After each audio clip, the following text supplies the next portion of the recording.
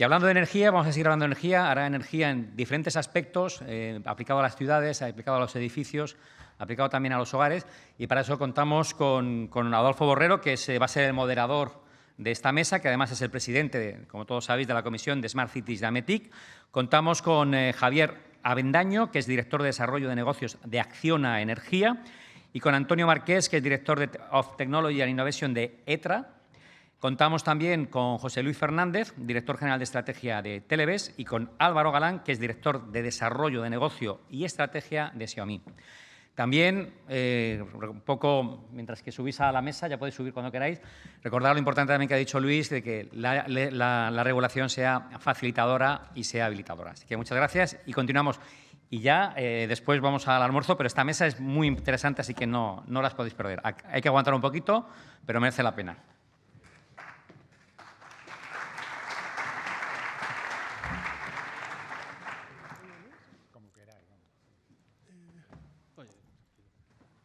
Bueno, pues, ¿se me oye? ¿Sí?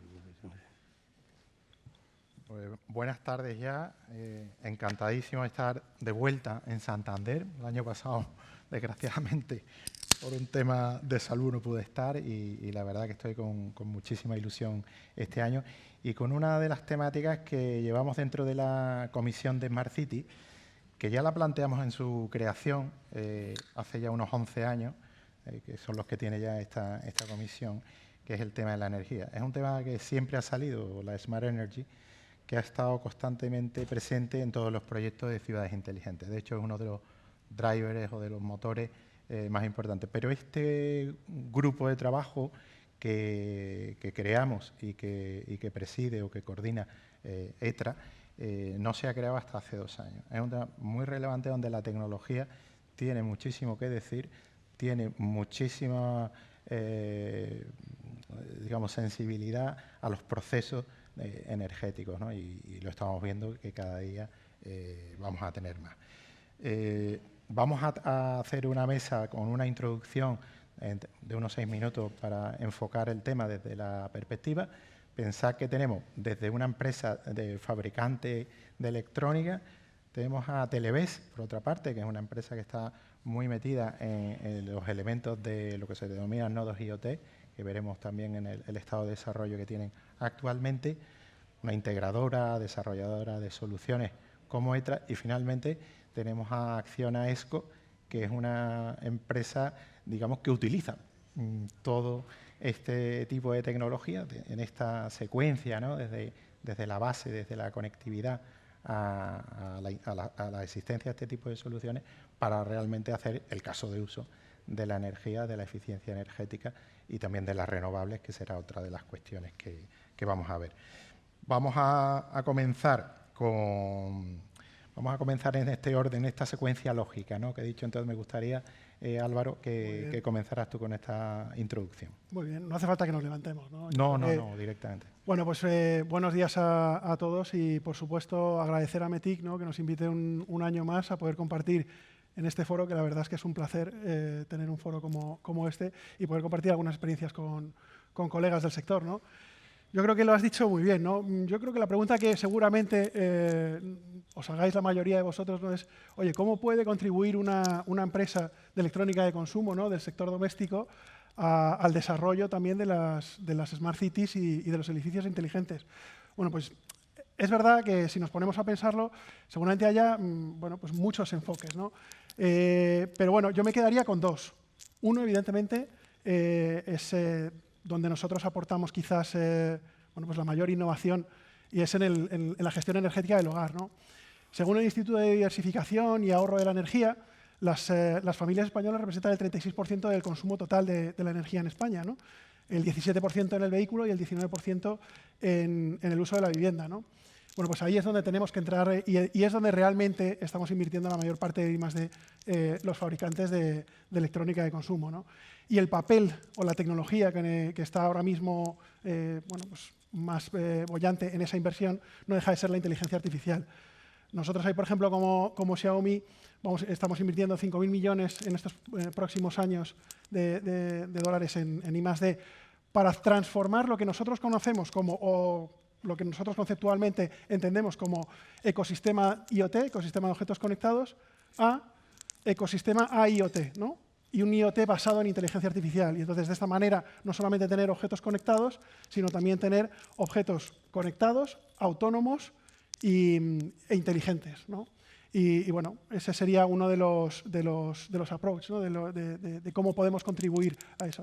Y vinculado a este tema, bueno, pues sería el segundo punto, y es que no podemos obviar que al final la gestión de un edificio no deja de ser un proceso basado en datos. Y bueno, ahí es verdad que todavía hay muchos de esos datos en los que no se están utilizando, como podrían ser todos los aportados por esa electrónica de consumo. Y las aplicaciones que ello tiene dentro de un edificio, bueno, pues no dejan de ser aquellas que van basadas a precisamente intentar mejorar los retos que tienen los edificios, ¿no? Ahí hablamos de data mining para el propio análisis, para futuras planificaciones dentro de los edificios, mantenimiento, mejorar y optimizar un poquito todas las tareas de mantenimiento y sobre todo detección de averías. Y bueno, se pueden aplicar todos los datos de esa electrónica de consumo del hogar también a la gestión del propio edificio, ¿no?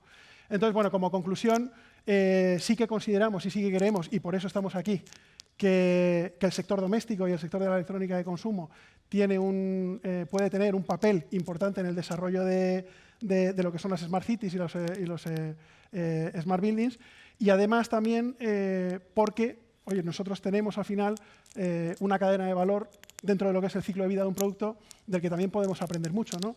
Desde el diseño y fabricación, la distribución, la comercialización y el reciclaje. Y ahí, en toda también esa cadena de valor, hay mucha eficiencia energética y también se está invirtiendo, ¿no? para tratar de ser un poquito más verdes todos. Muy lógico que estéis aquí hoy con nosotros. Vamos a saltar a José Luis, porque quiero darle esta secuencia, ¿no? esta visión, y que nos hable de lo que Televes está viendo en este caso de uso mediante la tecnología que desarrolláis. Bueno, gracias por la invitación a la Corporación Televes, otro año más al 36 Encuentro de la Economía Digital, ¿no? Yo voy a hablar un poco de la situación en que se encuentra lo que es el marco del Nodo IoT en edificios del Grupo de Trabajo de Infraestructuras de Edificios de Ametec. ¿De acuerdo? Esa es una visión, aunque evidentemente como Corporación Televes el tema de la eficiencia energética y del Nodo IoT son estratégicos, ¿no? Hace ya aproximadamente unos 4 años empezamos a trabajar, a hacer una interpretación de la digitalización de los edificios, bueno, una visión industrial fundamentalmente, ¿no?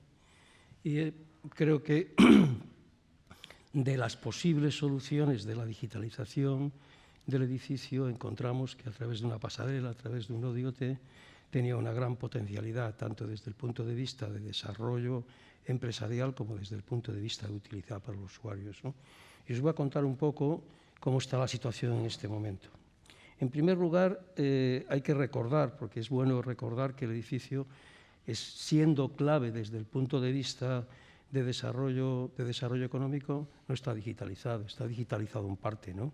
Y bueno, tiene 4 características que yo creo que implican su digitalización. Primero, que es un gran consumidor de recursos energéticos, es un gran consumidor también de agua y es un gran consumidor de electricidad.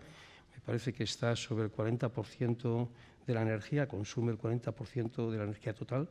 Además, es un generador, evidentemente, de desperdicios y de contaminación. El 36% de la contaminación de las ciudades se debe precisamente a los edificios, ¿no? Y es donde vivimos y estamos prácticamente todo nuestro tiempo, ¿no? Más del 85%, incluso en algunos países más del 90% de nuestro tiempo estamos en edificios, ¿no? Y además se considera la célula básica, pues, de la unidad de convivencia ganadora en el desarrollo industrial, que son las ciudades, ¿no? Las ciudades están compuestas evidentemente por edificios, ¿no? Estas 4 razones son las que, correctamente interpretadas, dieron pie para que en Ametec se creara un grupo y se analizara cómo podríamos, de alguna manera, intentar que todas estas razones económicas supusieran riqueza, tanto para los usuarios de los edificios como para los desarrolladores de las soluciones. Y aquí, en Ametec, había 2 visiones, una visión más de utilizar directamente lo que es la medida del sensor, llevarlo al cloud, y otra a través de un nodo IoT, bueno, pues poco como hace Intel, ¿no? Nosotros apostamos, evidentemente, por un nodo IoT Y este nodo IoT es un elemento que genera dos características importantes en el edificio. Su monitorización, es decir, captar los datos, analizarlos, procesados, incluso con inteligencia artificial, y ponerlos a disposición tanto del edificio como de las unidades de convivencia. Es decir, considerar el edificio como un elemento de la ciudad, ¿no? Entonces, el primer mensaje que quería trasladar es que el edificio es un ente clave en el desarrollo tecnológico y creemos que debería digitalizarse de esta manera que hemos propuesto a través de la monitorización y de la conexión con unidades de convivencia o que necesite, ¿no?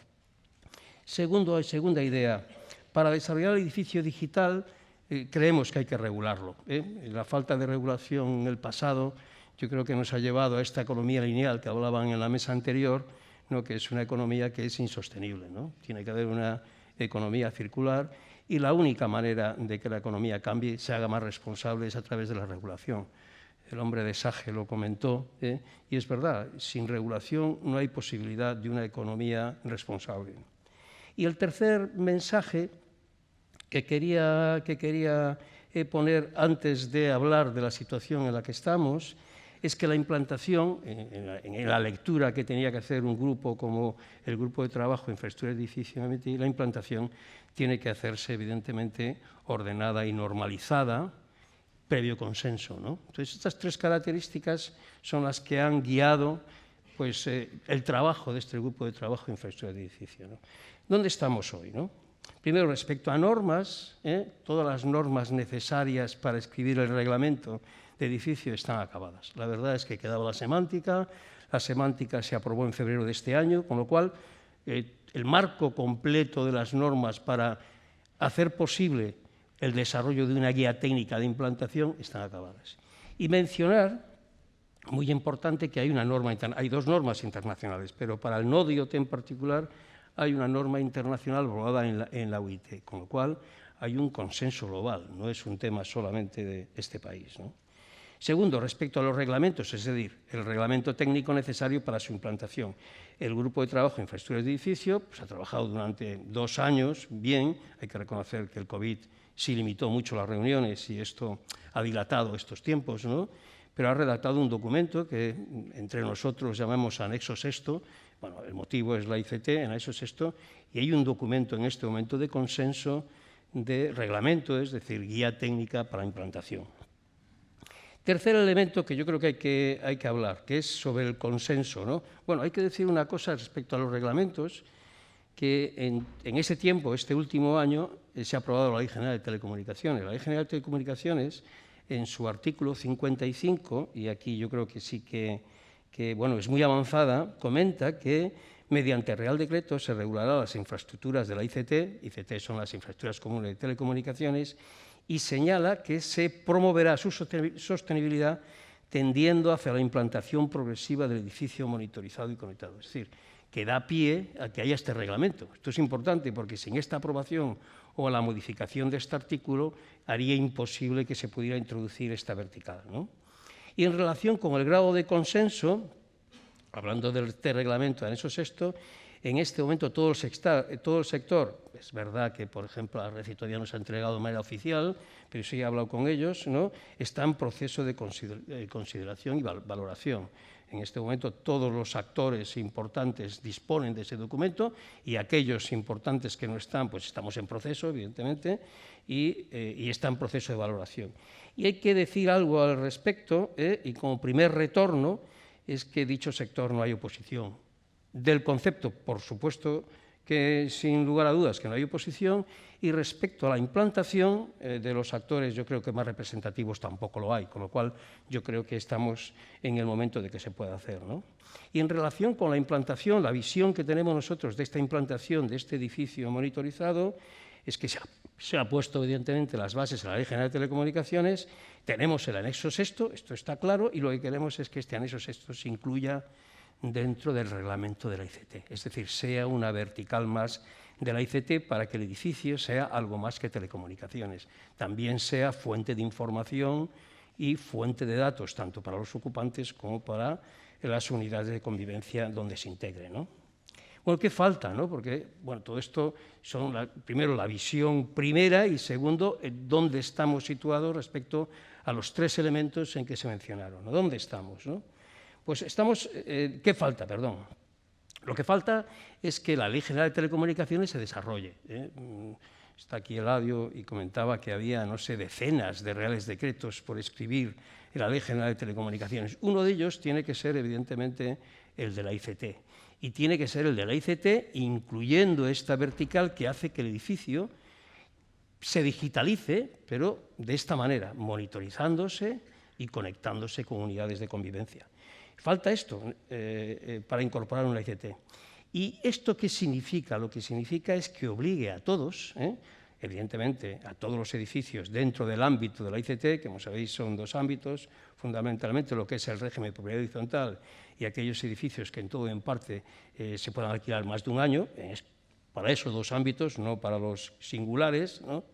Que se introduzca esta digitalización mediante sensores para generar datos y de recursos de análisis, que es el nodo IoT, incluso con inteligencia artificial para generar información, incluso que pueda permitir aplicaciones inteligentes. Sabéis que hay el reglamento delegado de la Unión Europea del 2020 que se menciona que sería bueno que los edificios tuvieran un índice de aplicaciones inteligentes. Este nodo IoT favorecería que tuviera un índice favorable, y para que, primero, se empodere a los ocupantes. Ahora se hablaba en alguna de las mesas últimas, se habla de la importancia de la concienciación, y para aquella concienciación tienes que tener datos y no hay ninguna posibilidad, para que se empodere precisamente a estos ocupantes con la información y ponga a disposición de otras unidades de convivencia, evidentemente, los datos e información para que se establezcan reglas, aplicaciones y modelos. También se hablaba de predicción, ¿no? Porque este sistema no solamente tiene la capacidad de mejorar porque tenemos la medida,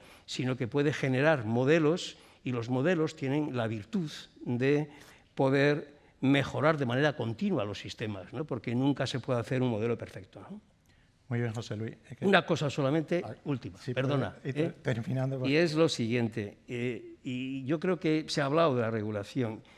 En definitiva, nuestra visión es que la regulación asegura el cambio hacia la economía responsable.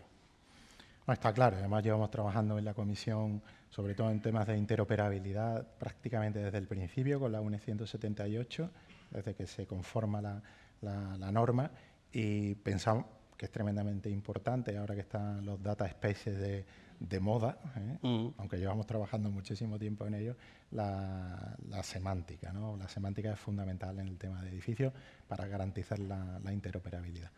Antonio, haz tu intervención inicial, por favor. Muchas gracias, Adolfo, y es una satisfacción verte al 100% en esta edición. Muy bien. Muy rápidamente, primero agradecer a Metic, a Adolfo y a todos los que nos habéis priorizado frente a la gastronomía cántabra. Es realmente de agradecerle que os habéis quedado a escucharnos. Muy brevemente, en tres pinceladas, os diré lo que hacemos en ETRA, porque no somos tan conocidos como Xiaomi. En ETRA nuestro moto es un poco que transformamos la tecnología del futuro en la solución para los problemas de hoy, ¿vale? Esto lo hacemos fundamentalmente en los ámbitos de energía, movilidad y seguridad. Casi se podría decir que al menos en España fuimos los que inventamos las Smart Cities hace unas décadas, pero se nos olvidó registrar el nombre y bueno, fue un fallo en aquel momento, pero realmente es nuestro terreno de actuación natural, como digo, desde hace décadas, también en el ámbito de la energía. Trabajamos fundamentalmente en Europa y Latinoamérica y estamos dentro del ranking de Horizonte 2020 en el top 1% de empresas más innovadoras de Europa. Dicho esto, digamos que el planteamiento nuestro sería, en un entorno como el actual, digamos que necesitamos atacar el problema de la energía de una manera más transversal, y creo que esto habrá oportunidad de desarrollarlo posteriormente cuando analicemos un poco el contexto en el que nos encontramos. Pero digamos, de alguna manera, si algo hemos aprendido y hemos desarrollado a lo largo de los años ha sido la necesidad de disponer de plataformas que puedan abordar los diferentes verticales que intervienen en una ciudad, de manera que, por un lado, se pueda empoderar a los gestores de lo público a nivel de energía y a nivel de todo lo demás, porque al final la energía acaba permeando en muchos verticales. Se puede empoderar a los gestores de lo público para que puedan operar de la manera más eficiente y dar el mejor uso posible a los recursos limitados de los que disponen, y al mismo tiempo empoderar a los usuarios, a los ciudadanos, de manera que puedan tomar sus decisiones de la manera mejor fundada posible en base a la información y las alternativas que las administraciones o que las ciudades les ofrezcan. O sea, esto es para nosotros una Smart City. Podríamos hablar de los dispositivos o de los sistemas que tenemos desplegados en los diferentes ámbitos, o podríamos hablar de salvar a la humanidad. Entonces, voy a intentar quedarme un poco a mitad de camino, y considerando que este es un foro de reflexión que nos debe un poco permitir compartir ideas que nos permitan acometer y resolver los retos a los que nos enfrentamos como sociedad y como empresas, y últimamente pues como ciudades, ¿no?, que han de poder hacer el mejor uso posible de la tecnología para prestar el mejor servicio posible a los ciudadanos en condiciones de eficiencia, de calidad y, muy importante, de seguridad. Muy breve. Pues muy breve, muy bien, Antonio, muchas gracias. Vamos a dar paso al turno de Javier. Es otra visión muy diferente, ¿no?, a la que hay aquí, de empresas, digamos, puramente tecnológicas, sino de usuario, ¿no?, de la tecnología. Javier. Sí, voy a ser rápido porque el contador ese avanza inexorablemente y la verdad es que luego es bueno que hagamos debate, ¿no?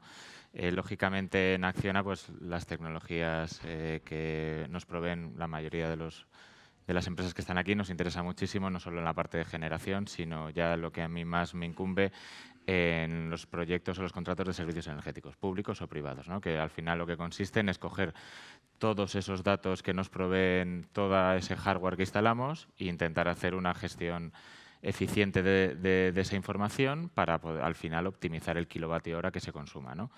Antiguamente, no hace mucho, el kilovatio hora era más barato. Ahora que está tan caro, pues todavía estamos más de moda, ¿no?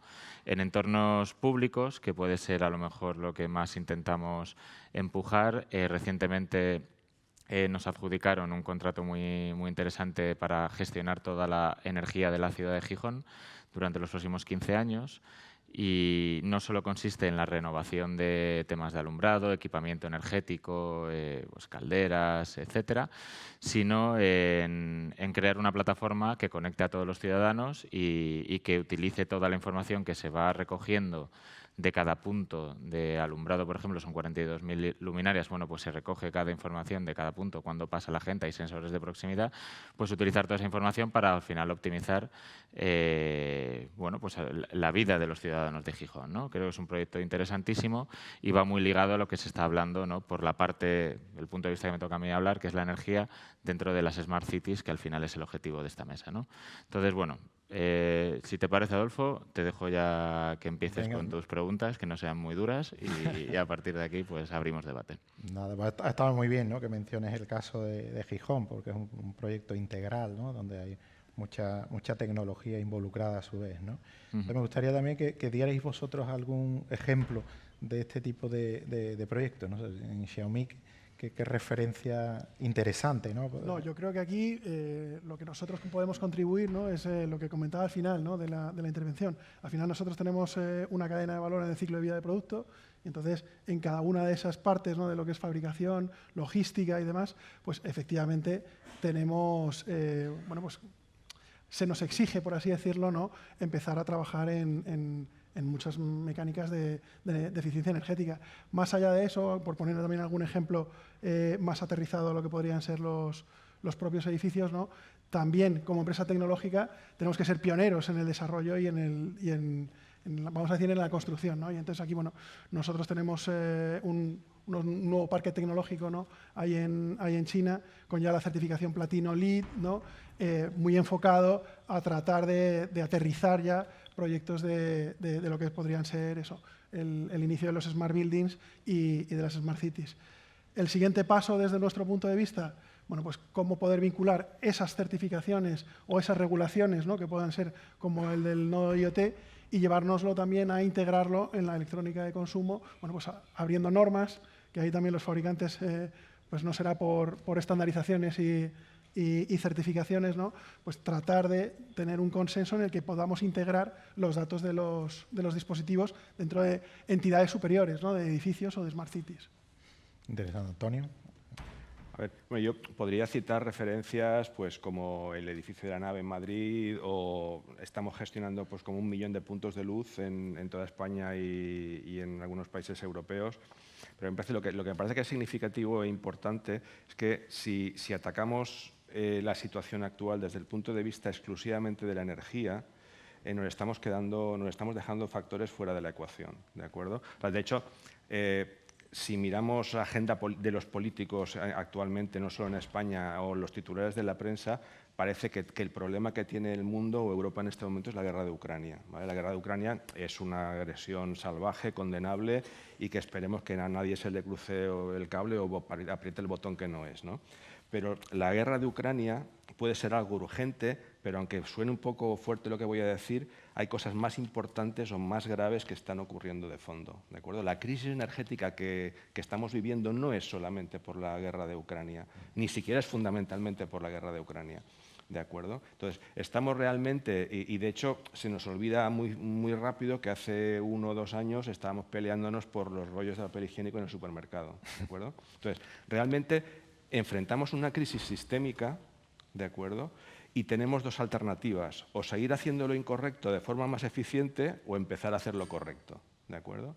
Y si nos vamos al terreno de la energía en un contexto urbano, puedo plantear un ejemplo que todo el mundo entenderá muy bien, que es el de la electromovilidad, ¿vale? Si le preguntamos a cualquiera, empezando por Elon Musk, nos dirá que la electromovilidad es la solución a la descarbonización de las ciudades, ¿de acuerdo?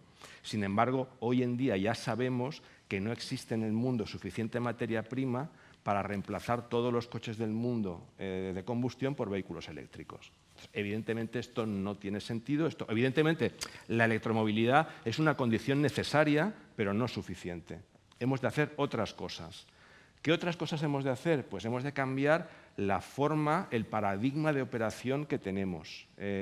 Siguiendo con el ejemplo de la electromovilidad, y ahí puedo enlazar con algunas cosas que estamos haciendo, es imprescindible la electrificación del transporte público. El transporte público va a ser imprescindible como vector fundamental, como columna vertebral de la movilidad urbana, y para que realmente podamos conseguir los objetivos de descarbonización que tenemos, ese transporte público tendrá que ser electrificado. ¿Cómo lo electrificamos con energía limpia? Esa es la siguiente cuestión. Pues en ese sentido estamos trabajando, tenemos ya un proyecto en marcha con MT Madrid, estamos trabajando con Transmilenio en Bogotá, que hablamos de 16.000 autobuses. Estamos hablando de cómo desarrollamos una cochera inteligente que permita la utilización de la energía renovable de una manera inteligente para recargar los vehículos, los autobuses, de manera que podamos alcanzar una operación 100% eléctrica sin emisiones. Esto ya lo hemos hecho, volviendo al ejemplo de Madrid, pusimos en marcha la primera línea en España que funcionaba 100% eléctrica con energía renovable mediante carga inductiva de oportunidad. Si queremos escalar esto a flotas de miles de autobuses, hacen falta otras tecnologías, que es lo que estamos nosotros desplegando en la actualidad. Por estirar un poco más y ver las derivadas que esto tiene. Bueno, nos pueden decir, sí, vale, supongamos que aceptamos, pues por la limitación de recursos que pueda haber en un futuro, que en vez de tener cada familia 2 coches, pues hemos de tener 1 o medio y tirar más del transporte público. ¿Qué pasa con las pandemias? ¿El autobús es más peligroso? Bueno, nosotros también hemos desarrollado sistemas de filtrado de purificación de aire que, con tecnología EPA, que permiten asegurar una atmósfera segura, un aire seguro en los vehículos, en autobuses. Estamos trabajando con múltiples operadores de flotas y de autobuses en España y fuera de España para desplegar esta tecnología. O cuando hablamos, por ejemplo, también estirando de la movilidad por otro lado, de la reducción de costes, de la reducción de recursos, de la reducción de energía. Tenemos una división dentro del Grupo ETRA de drones, ¿de acuerdo? Pues comparad lo que cuesta, o sea, 1 hora de helicóptero, y un helicóptero que puede ser de la DGT, puede ser de bomberos, puede ser de lo que sea. pues puede costar entre 5 y 10.000 euros, por no entrar en el piloto, el coste del CAPEX del helicóptero, etc. Entonces, esto, con una pequeñísima fracción de ese precio, puedes hacer muchas funciones, desarrollar muchas actividades basándote en drones. ¿De acuerdo? Además, de una manera segura, ojo, porque hace poco se publicó, o ayer o anteayer, AENA tuvo que desviar vuelos de Barajas, me parece, porque se coló un dron. También tenemos sistemas antidrones que nos permitan proteger infraestructuras críticas. Pues bueno, todo esto al final, de manera directa o indirecta, tiene que ver con la energía. Y si queremos dar una respuesta a nuestras ciudades, aquí la pregunta, en mi opinión, no es cómo conseguir que las ciudades consuman menos energía, perdón. Hay que preguntarse para qué, o sea, ¿qué función tienen las ciudades? Las ciudades, la función que tienen es la de asegurar calidad de vida, seguridad a sus habitantes. Entonces, ¿cómo podemos conseguir esto de una manera sostenible? Pues, evidentemente, atacando la energía, utilizando energía limpia, reduciendo consumo, pero también, desde luego, cambiando muchas cosas, la manera en que hacemos muchas cosas. Y para eso, la gestión integrada, la plataforma Smart City, el uso de inteligencia artificial, como estamos haciendo también a nivel masivo, es lo que nos va a permitir superar con éxito estos retos a los que nos enfrentamos. Muy interesante, además una pléyade, ¿no?, de actividad la que tenéis, ¿no? José Luis, por parte de Televes, ¿qué estáis haciendo en este aspecto con proyectos concretos, ¿no?, en vuestra actividad? Bueno, hay una cosa que yo creo que es muy importante, y es que parece como si el problema energético solamente fuera de la movilidad. Y he comentado antes que los edificios causan el 36% de la contaminación, ¿no? ¿Qué pasa? Que el edificio es complejo y entonces es muy difícil regularlo, y por eso hasta el 2010, me parece que la primera directiva de clasificación de edificios es de 2010, no entra esta variable en la problemática, que es la problemática de verdad, de que al final generamos evidentemente residuos y contaminación que condicionan el nivel de vida, ¿no? Entonces, hay muchas propuestas de grandes empresas respecto a que el edificio sea generador de datos, ¿no? Nosotros creemos que la manera de hacerlo, y esto es desde España, esto se postuló desde España, que se haga de una manera normalizada. Y hemos hecho un esfuerzo enorme de normalizar este proceso. De hecho, esas normas existen y están aprobadas, ¿no?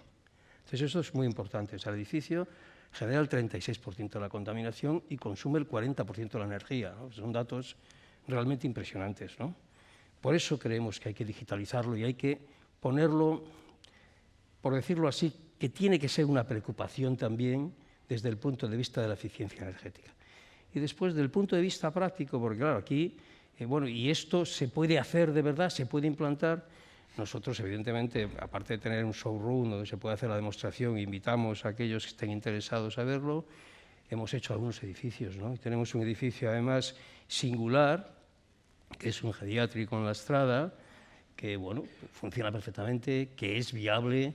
No solamente que es viable, que se ha valorado mucho la información, el empoderar, el concienciar a los usuarios es muy importante, porque en sí mismo reduce, es lo mismo que los nuevos coches, supongo que tenemos todos, que te ponen el consumo medio, ¿no? Y bueno, tienes un botón eco, ¿no? Yo pongo el botón eco de vez en cuando, ahora soy capaz de reducir. Pues esto es igual, la información ayuda, porque hay una cosa que es absolutamente fundamental, ¿no? Y es lo que dice Lord Kelvin, ¿no? Y es que la única manera de medir algo es identificarlo como parámetro de interés. En el caso de las normas, por ejemplo, de los edificios, los capítulos son seguridad, salud, eficiencia energética y movilidad, son esos 4, ¿eh?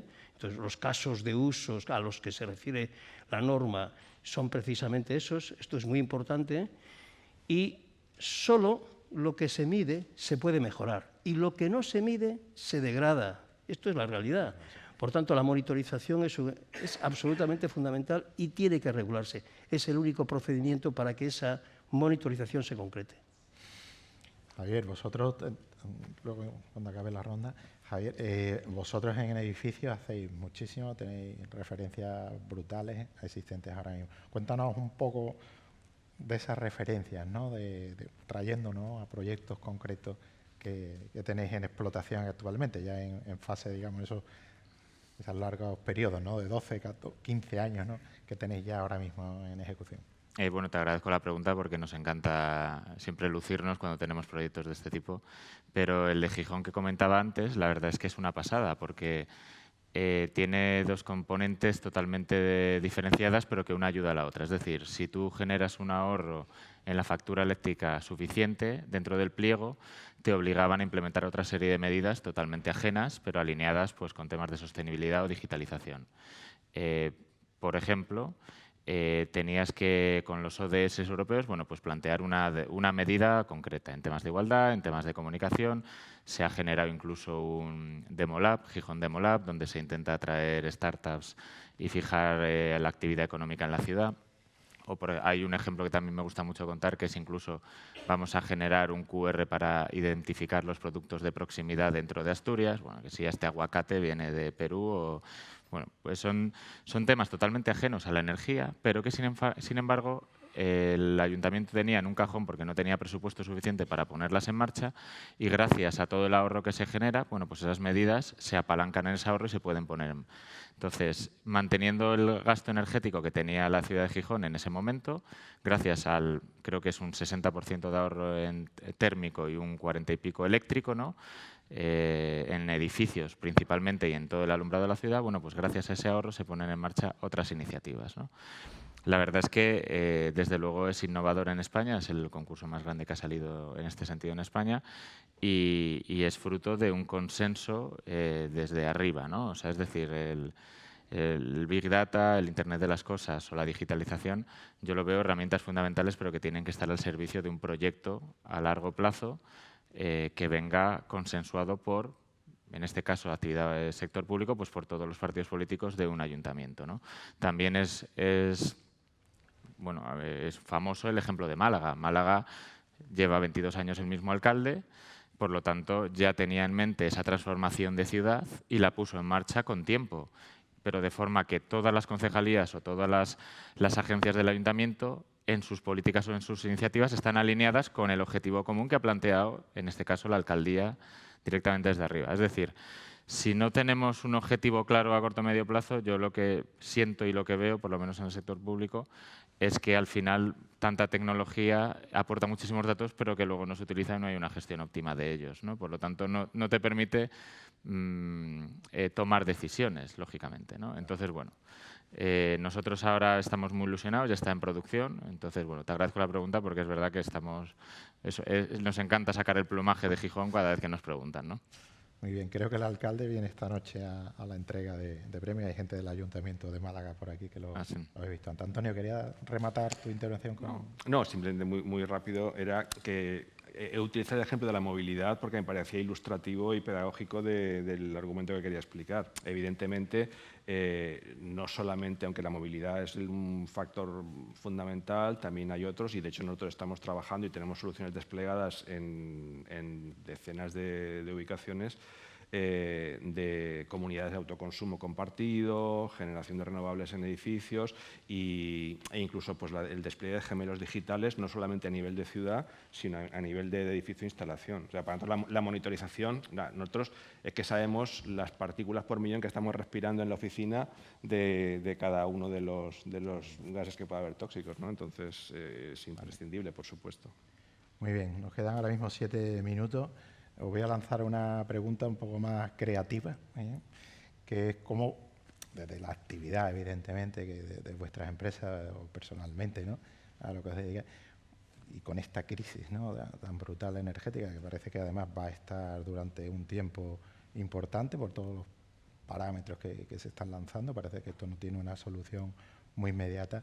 Me gustaría que brevemente, en el tiempo que nos queda, nos dijerais, ¿no?, aquí a la audiencia qué soluciones veis a futuro para este gran problema que tenemos todos. Contigo empezamos, Álvaro. No es mala pregunta, ¿eh? A ver, yo voy a empezar, o la puedo coger quizás enfocada por lo que también antes hablaba Antonio, una reflexión, ¿no? Decía, oye, si tenemos el reto de la electrificación, por ejemplo, en la parte de la movilidad, quizás no tenemos las materias primas suficientes como para renovar ese parque. Yo creo que afrontamos los problemas con los paradigmas que ahora mismo, o los conceptos que tenemos actualmente, y el del coche es así. Si lo pensamos, estamos en el 2022 y utilizamos el mismo concepto de automóvil con el que se inventó en el siglo XIX. Es decir, 4 ruedas y un vehículo de 1 tonelada para transportar a una persona de 80 kilos, ¿no? Entonces, es verdad que es muy ineficiente. Y es verdad que al final hay que tratar de pensar un poquito y decir, pues a lo mejor es que hay que redefinir ciertos conceptos, ¿no? Y ahí yo estoy de acuerdo, y eso es que esta conversación la tuve hace poco con un colega periodista y hablábamos de eso, que quizás hay que redefinir ciertos conceptos. Nosotros, por ejemplo, hace poco se ha presentado un robot humanoide, CyberOne, ¿no? Lo presentamos el 11 de agosto y lo presentó nuestro fundador y demás. Y viene un poquito a... O sea, el objetivo que tiene el robot a día de hoy es un poquito tratar de vincular esto, ¿no? Es un uso doméstico, ¿no? O sea, nuestro uso doméstico del robot, y entonces dirías, oye, ¿cuál es tu concepto? Bueno, ¿cuál es el objetivo? Tratar de ayudar de una forma doméstica bueno, pues a las personas de un hogar, sobre todo a las personas, bueno, pues que sean dependientes o que tengan necesidades especiales, ¿no? Pero es un piloto, es decir, bueno, aquí se muestra una cierta innovación mostrando un robot humanoide, pero lo que queremos mostrar ¿es apropiado pensar que esa asistencia tenga que tener aspecto de robot humanoide o podría haber otra solución un poquito diferente, ¿no? Entonces, bueno, con lo que conocemos desarrollamos ahora esto y ahora el objetivo será ir viendo si realmente cumple esas necesidades o si es lo suficientemente eficiente también, ¿no? De cara a futuro este tipo de soluciones o hay que pensar un poquito más allá, ¿no? Perfecto. Antonio, ¿cómo...?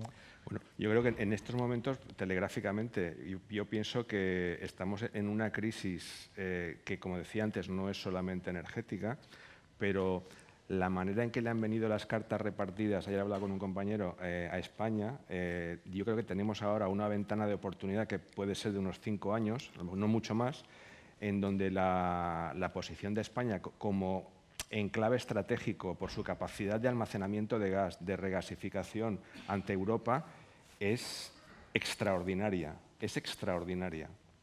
Yo me atrevería a decir que en estos momentos la seguridad de Ceuta y Melilla no la dan la Legión o las fragatas, nos la da la posición estratégica de España en el contexto energético de Europa.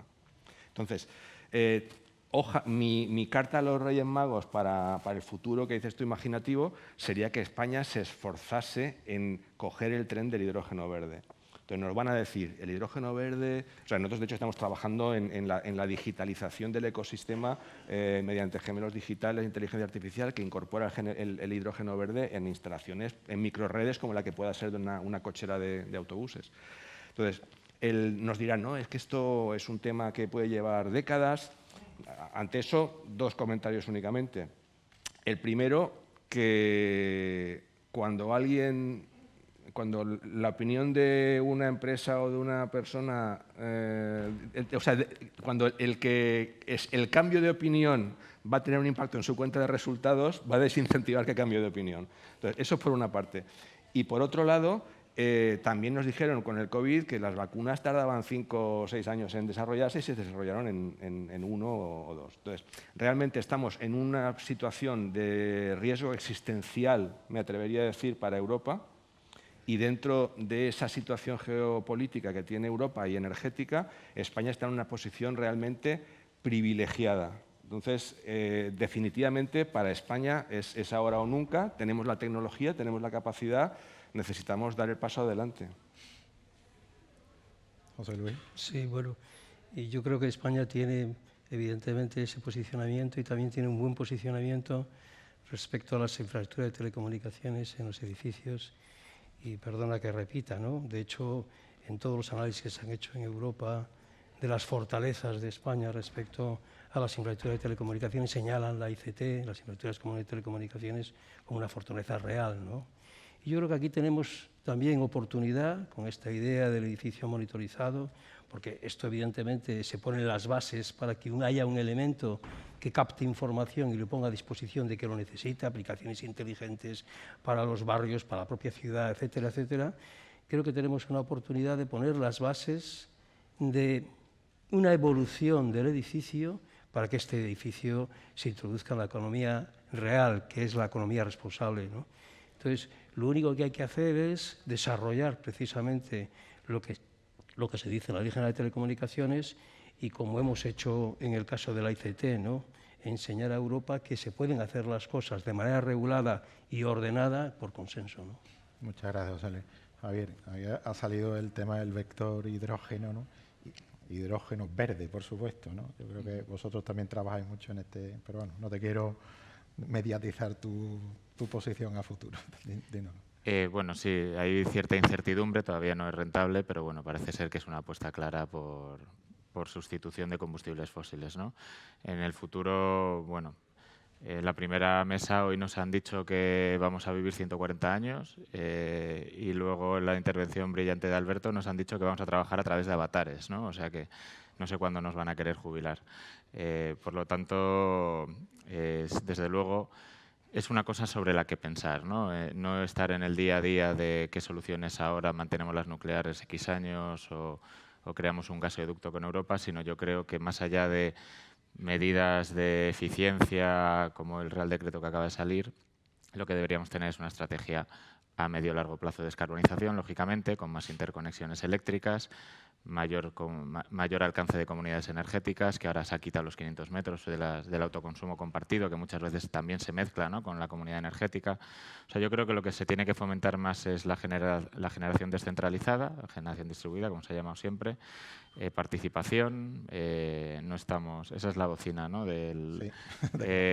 mayor participación y sobre todo mayor colaboración público-privada, que muchas veces es necesaria, aunque ya sabemos pues que en ciertos, por la historia que tenemos también, pues se tiene miedo muchas veces, ¿no? Entonces, el futuro yo no creo que sea solo hidrógeno o solo movilidad eléctrica, sino el futuro tiene que ser una integración, por supuesto, obviando los combustibles fósiles y con una participación de la ciudadanía, ¿no?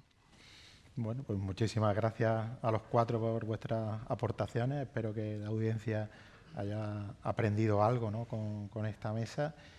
Se quedan ahí en el tintero muchísimas preguntas que acaban de surgir ahora. Ya con el tema de comunidades energéticas ya podríamos seguir hablando con todos vosotros, pero se nos acabó el tiempo. Así que muchísimas gracias a todos.